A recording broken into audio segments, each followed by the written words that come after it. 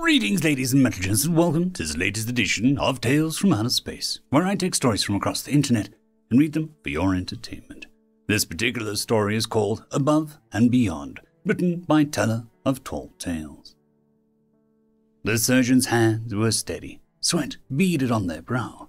They deftly manipulated the surgical robot's controls as small cutting lasers sliced yet another cancerous growth away from the patient's liver. The surgeon smoothly brought down a pair of forceps, gripping the growth and gently pulling it to the side as the cutting laser burned through a small connective tissue with a practiced ease.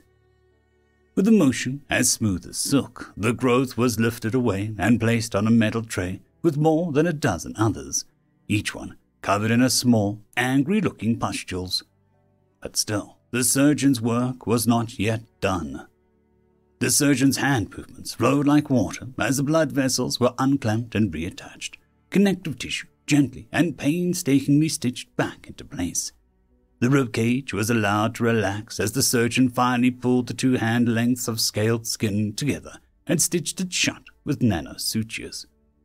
The surgeon stepped away from the machine and let out a long, deep sigh. She checked the patient's vitals again, even though she'd been checking them every 30 seconds during the operation. They were a little weak, but they were stable. In a matter of fact, the patient's vital signs were starting to grow slightly stronger. Dolores nodded to her team as she stepped out of the operating room.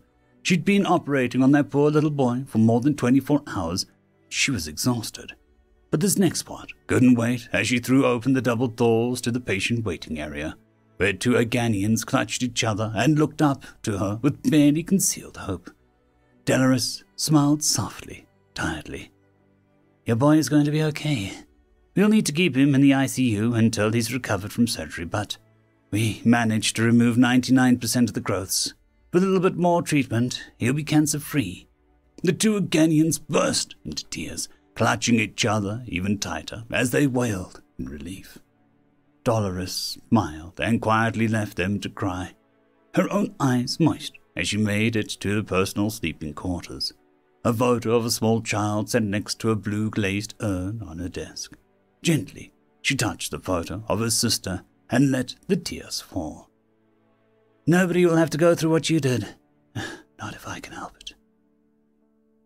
Verso cried as the flames licked the walls around him. He could hear his mother screaming his name outside, but the fire blocked his way to the door.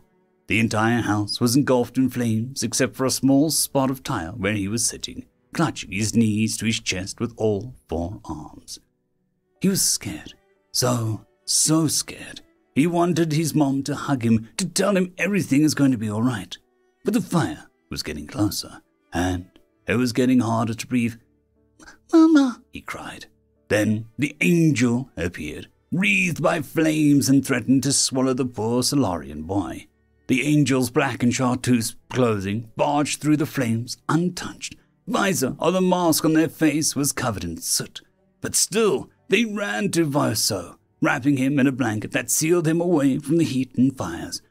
They were moving fast. There was a groaning noise from all around them, and suddenly Verso was flying through the air, the heat and smoke of the house suddenly gone as someone caught him. An almighty crash and a roar echoed out into the night as his mother pulled him from the blanket and hugged her precious boy to her chest. But she still wailed in grief. Verso turned his head to look for the angel, but all he saw was the collapsed, burning wreckage of his home. The young boy's heart sank as he saw the dozens of other similarly dressed angels desperately trying to douse the raging inferno. One was knelt down and bent forward, pounding the ground with their fists as they screamed at the burning wreckage. Patrol Officer Willens calmly looked down the barrel of a blaster pistol held by the clearly distressed Volusian. His fellow officers had the guns drawn to bear on the pistol-wielding madman. The crowded shopping center was a really bad place for a shootout to occur. Softly, Officer Willens asked, "What's on your mind, son?" The Volusian's 12 eyes all looked erratically around as the Volusian waved the pistol around, spluttering and shouting, "I don't want to hurt anyone. He says I have to. He says I've got to make them pay." Officer Willens nodded sympathetically, calmly asking, "Who says you have to make them pay?" The Volusian wildly gestured a gun at an empty space behind him. He said. Officer Williams formed a fist, and from the surrender stance drove it directly into the Volusian's temple, dropping them like a box of rocks before kicking the pistol away. He frowned as he knelt down and gently slid a pair of cuffs over the Volusian. "I'm sorry for that, I really am, but you gotta stay on your meds, Kleb. You get a little unhinged when you don't. Let's get you to the hospital, man. I've got a lot of paperwork to do after this."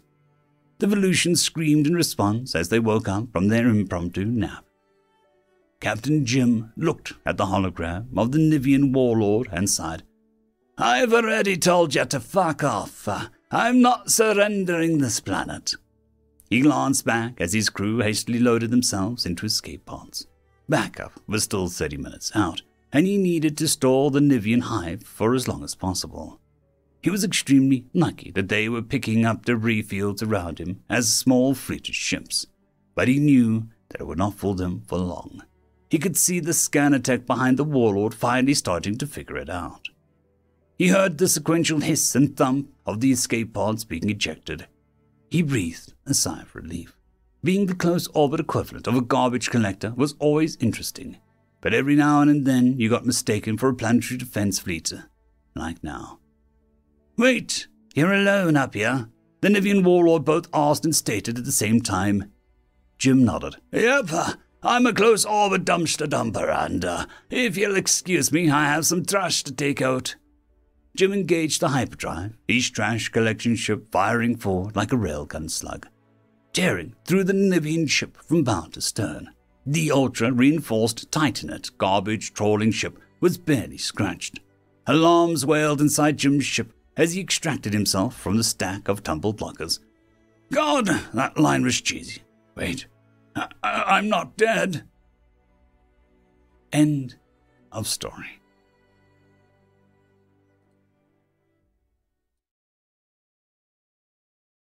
Story number 2. Track record written by bellumaster. "These cursed humans. The docket said they knew how to read." Biznik stopped sorting formal complaints to the station. "What has occurred now, Senior?" "Two of them entered an area that is labeled off-limits. A small group was caught exploring an area undergoing constructive shifts. 2 ate the decorative foodstuffs and needed surgery. And 1 touched the decorative reactor core, which now needs to be irradiated. Again." Senior scratched furiously as his peeling scales. "It's infuriating. We spent so much time making sure that the warning labels were correctly translated. Even had human experts check over them to make sure that they said the right things. Do not touch, do not enter, do not eat." He scratched off a strip of scale, a sure sign of early molting. "But they keep doing it." Biznik looked down at the complaint cards and his princes. At least a third of them had something to do with humans aboard the station getting into trouble. "It is a physical trait of theirs. However, I do think it's manageable if we create physical barriers impenetrable to their bodies."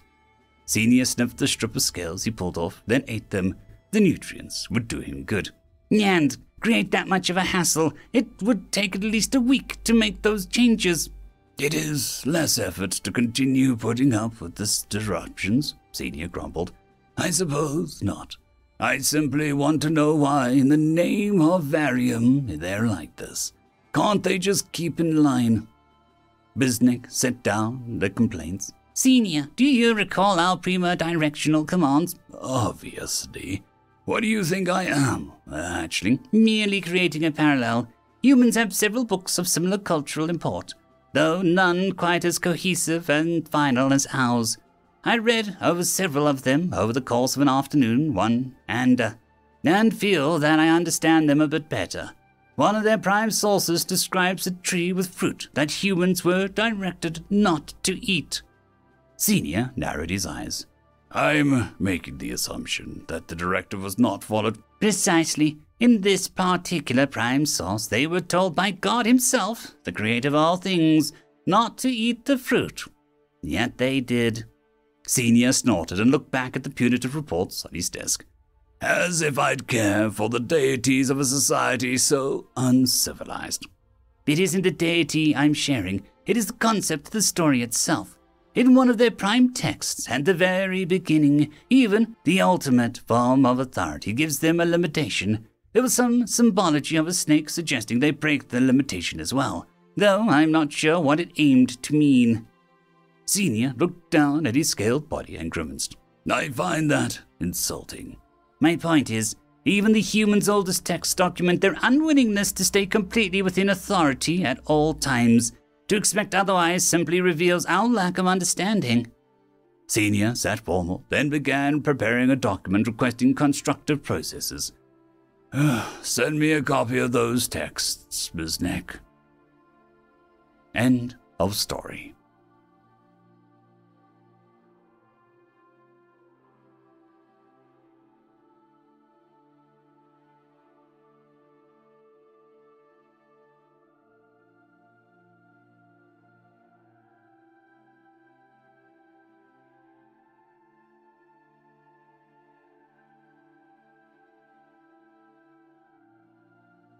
There is a new legend on the horizon. Blueberry Cat has taken the T6 Patreon spot. Thank you very much, and I'm sure that I speak for everyone when I say that. I would just like to thank our T5 members, Lord Azrakel, Ambrose Cattell, Quantum Wednesday, Drexoon WRE, Blueberry Cat, Cam Maxwell, Casper Arnholtz, Bushmaster 177, and Leslie 517. Thank you very much.